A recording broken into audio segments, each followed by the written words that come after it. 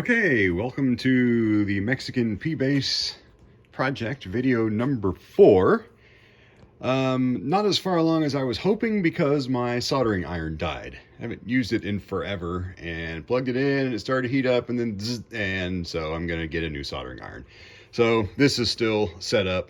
I actually didn't even get a single solder done. I've got that joint ready to solder, and then this guy will come over and solder here, then this will be loose. So I'm just taking one connection at a time just so I don't get confused. But anyway, we're waiting for that. But I did some other things. The fretboard is complete. I may apply another coat of oil, but I don't think so. I think it's nice and soaked in and the frets are polished, but I am pretty happy with the result. I think it looks pretty doggone nice. And it was filthy. I mean, it was nasty. The oil I used is just really good. I love this stuff. It's made by Music Nomad. It's called F1 oil. It cleans and protects and conditions. You know, it's like an all-in-one deal, and it really did nice. First thing I did was I polished the frets, and see if I can get kind of a. They're in great shape. There's very little wear on them, and I got them all the oxidation off and polished up. Looks good.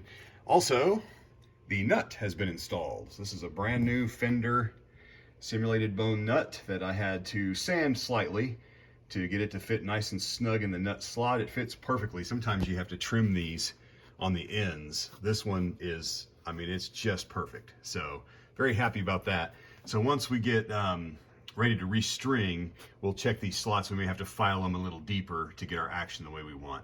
But it's all installed, but the fretboard looks really, really nice. I'm very happy with how it turned out. So anyway, when I get my new soldering iron, I'll get to work on these connections. That's really kind of the next step here.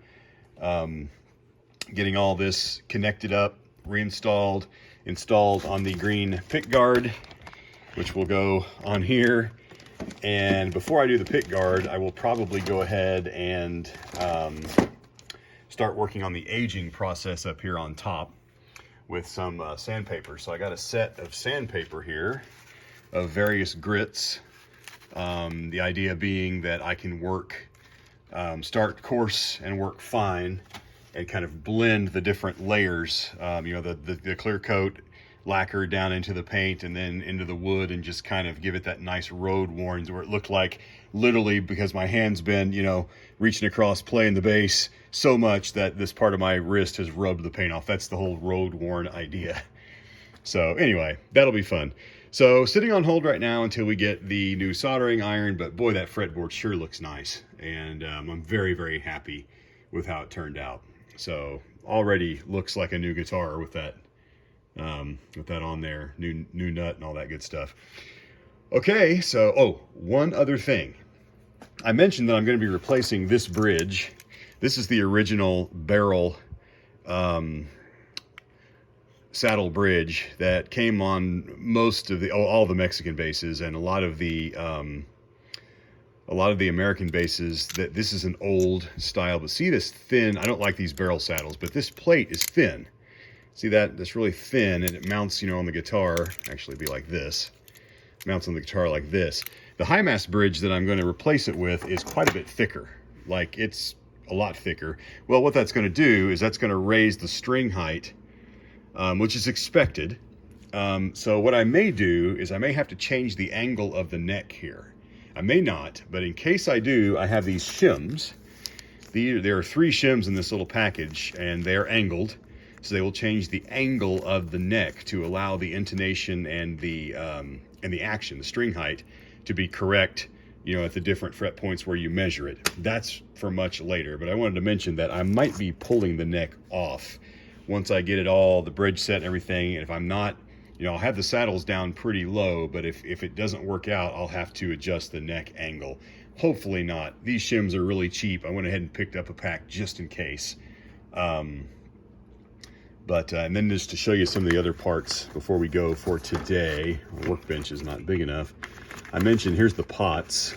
This is the package they come in case you're wondering.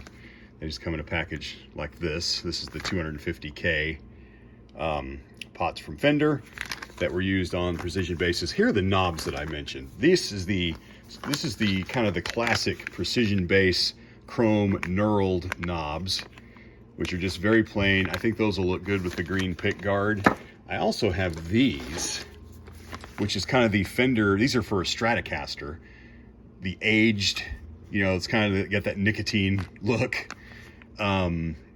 These will fit on here as well. You just force them onto the edge of the pots. That might look good against this color because, you know, that aged color. I don't know. I'm gonna have to decide. The problem is once you put these on, if you take them off, it kind of ruins them. But they're cheap, so I may try the silver ones first and see, because for one thing, as a player, I prefer these. They're taller and they're easier to hook with your pinky when you're playing. So I prefer these taller ones to the top hat ones because I have short fingers and sometimes I miss those. I don't do a lot of pot handling when I play anyway, but anyway, that'll be a decision for later. But here we go, one last look from stem to stern. A wonderful cigarette burn still there, but this fretboard is happy and ready. New nut, polished frets, cleaned and oiled rosewood fretboard, and then down into the body. Electronics will be next when my new soldering iron comes in. That's it for video 4. More in episode 5. Bye for now.